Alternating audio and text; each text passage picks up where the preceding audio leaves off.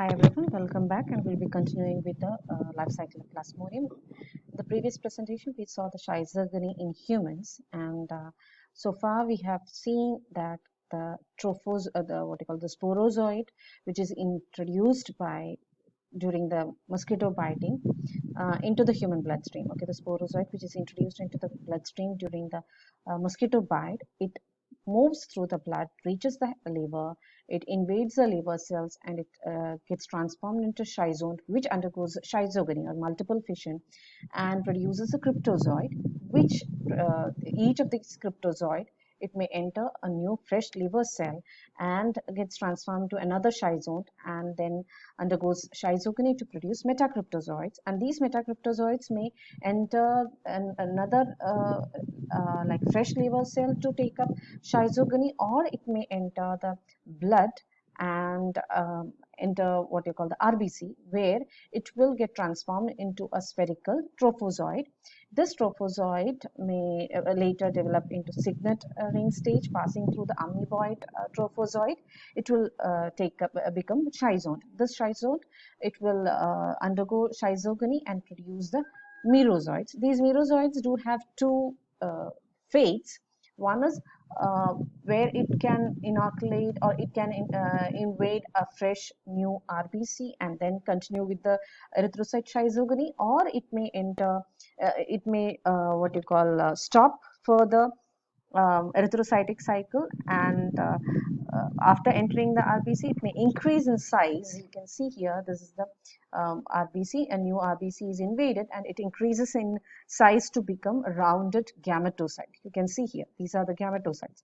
The larger one, it is known as a mega gametocyte. Okay, so the gametocyte itself shows sexual dimorphism here. The larger one, it is a male, the female mega gametocyte, and the smaller one is the microgametocyte, which is a male one. Okay, so the microgametocyte is smaller and it contains a large nucleus, diffuse nucleus. A megagametocyte is larger in size with a small compact nucleus. Okay, the circle over here, it is the RBC. Okay, this is the gametocyte, which has got transformed from the merozoid. Okay, the gametocytes do not divide, but it remains as intracellular parasite within the human blood corpuscles, human RBCs, until they are taken up by the mosquito during the blood feed. Okay, or else it may die off. So if it is not ingested along with the blood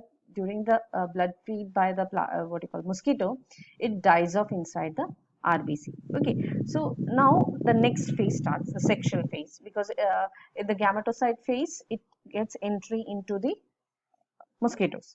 Okay, so when a female mosquito sucks the blood of the infected person, the person having these stages inside in the blood, the mosquito sucks up the blood and it may contain the gametocytes in the RBC or any other phases of the plasmodium, and it may get this one enter into the mosquitoes. Okay, the gametocyte survives the rest of the phases. It may get digested, but these gametocytes, it survives and get liberated and become lodged in the cavity of the gut. So it will get inside the, you can see here, it will get inside the gut. So this is the part where the stomach wall, you can see here, and there, this what happens. Okay, so it may get liberated, become lodged, or it get deposited onto the gut wall, in the cavity of the gut. Okay, then starts the gametogony. Okay, this part is actually the gametogony. The microgametocyte begins to undergo a process called exflagellation. Okay, so this is the fate of the, you can see here the arrows, this is the phase of the microgametocyte, right? Okay, so what happens to microgametocyte? It begins to undergo exflagellation in the midgut of the mosquito. The drop in the temperature due to the transfer from warm-blooded humans into cold-blooded insects, it provides a stimulation for the process of exflagellation. And here in each of the microgametocyte, the nucleus divides by, here you can see the microgametocyte, it undergoes division by mitosis and produces 6 to 8 haploid. Here you can see 6 to 8 haploid nuclei are formed, okay, which assemble at the periphery. Okay, you can see here very typically it is like arranged along the periphery. The cytoplasm outgrows into long, thin flagella-like projections, and a daughter nucleus enters each one of them. You can see here smaller projections develop, and this later develops into flagella-like structures, and each of these nucleus produced by the division of the nucleus of the microgametocyte, it will enter these flagella-like structures. Okay, you can see here, right?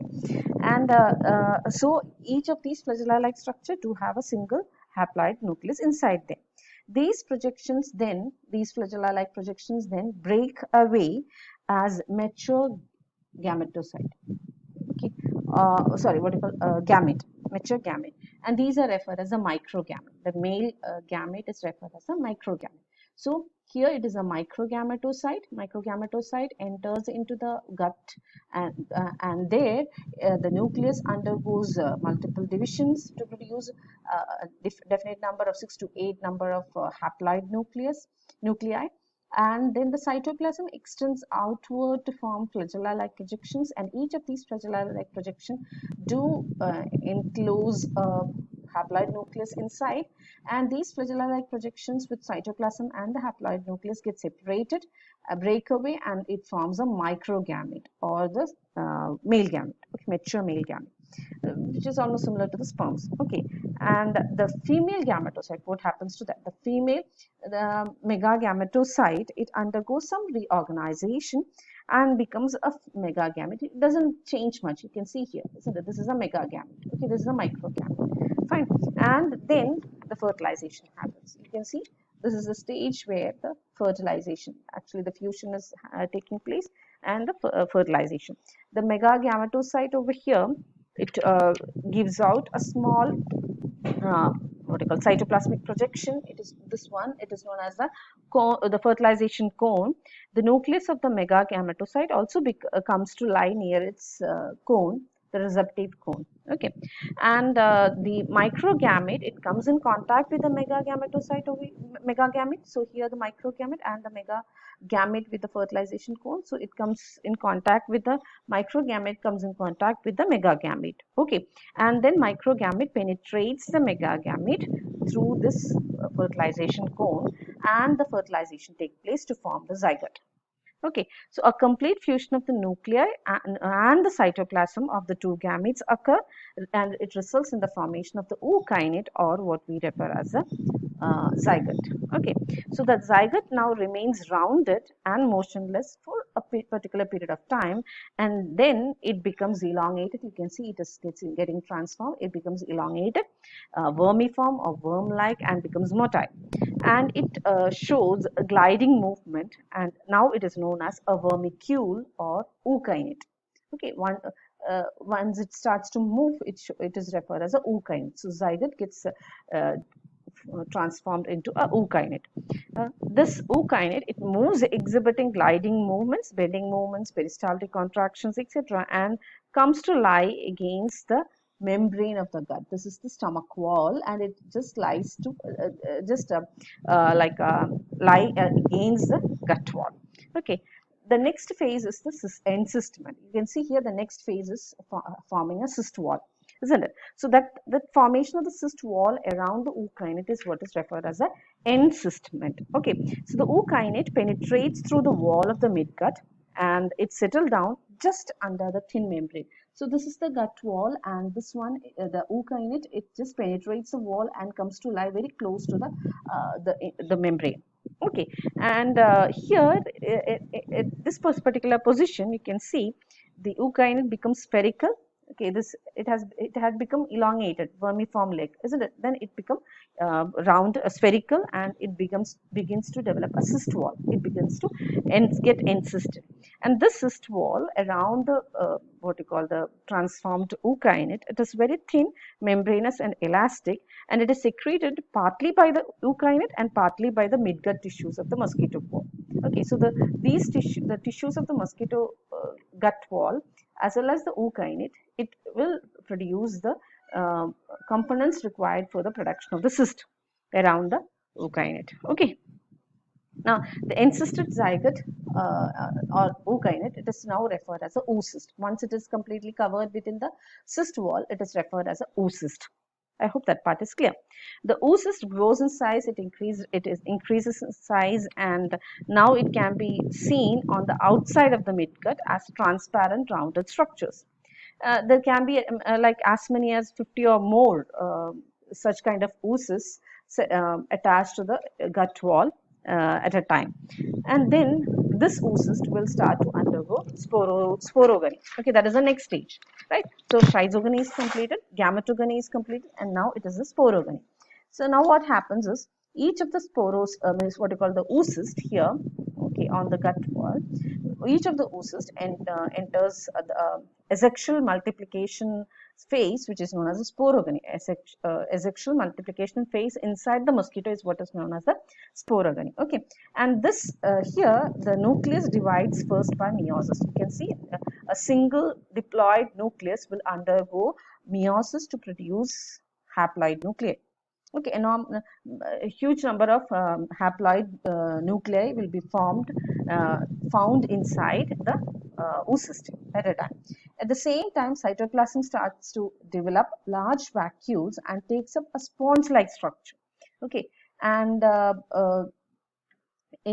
here the cytoplasmic masses gets separated. Okay, so, and the cytoplasmic mass, numerous irregular cytoplasmic masses are also formed, and these cytoplasmic masses gets interconnected by protoplasmic strands. Okay, the daughter nuclei arrange themselves along the free margins. You can see here.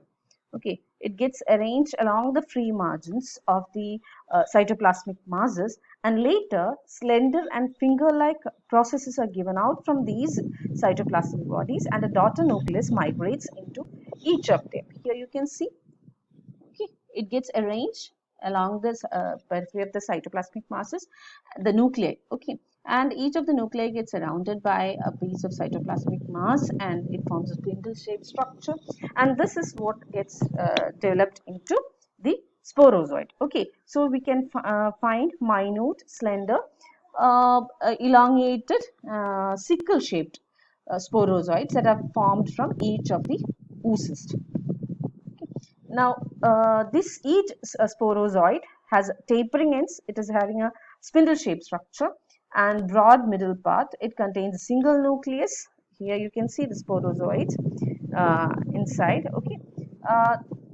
In malarial parasite, a sporoblast stage is absent, and the sporozoids is formed directly from the oocyst. Okay, the fully grown sporozoids, it becomes separated from the residual cytoplasm, and when mature oocysts rupture, the sporozoids are liberated into the hemocoel or the body cavity of mosquito.